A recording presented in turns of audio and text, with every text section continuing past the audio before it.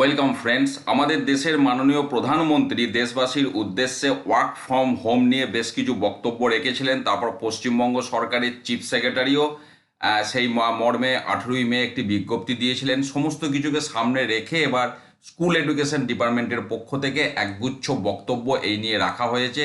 যে বিষয়গুলি সামনে আসছে আমি আলোচনা করছি। চেষ্টা করতে হবে মিটিংগুলি, সমস্ত যে মিটিংগুলি হয় শিক্ষা দপ্তরের পরিপ্রেক্ষিতে, সেগুলি ভিডিও কনফারেন্সের মাধ্যমে মিটিংগুলি করার কথা বলা হয়েছে। খুব প্রয়োজন না থাকলে সেক্ষেত্রে আলাদা করে উল্লেখ করে দেওয়া হবে যেগুলো ফিজিক্যাল মিটিং হবে। আননেসেসারি কোনো ফটোকপি বা প্রিন্টিং অ্যাভয়েড করতে হবে। এছাড়াও যেটা বলা হচ্ছে all files are to be processed through e office, অর্থাৎ অনলাইনটাকে বেশিরভাগ ক্ষেত্রে ব্যবহার করতে বলা হচ্ছে। ফিজিক্যাল ফাইলের বিষয়টা যে ক্ষেত্রে খুব রিকোয়ার সেক্ষেত্রেই সেই বিষয়টিকে সামনে আনতে হবে, আদারওয়াইজ ই অফিসের মাধ্যমেই প্রসেসিং করতে বলা হচ্ছে। আর নন এসেন্সিয়াল ট্রাভেল, অর্থাৎ এক জায়গা থেকে অন্য জায়গায় যাওয়ার বিষয়ে যে ট্রাভেলিংয়ের বিষয়টা, সেটাকে যতটা সম্ভব মিনিমাইজড করার কথা বলা হচ্ছে। লিফট, লাইট এবং লিফট এগুলির ব্যবহার যথাসম্ভব কমাতে হবে। সন্ধ্যে 7টার পর যেন কোনো রকম আলো পাখা ইত্যাদি না জ্বলে, সব সুইচ অফ করার কথা বলা হচ্ছে।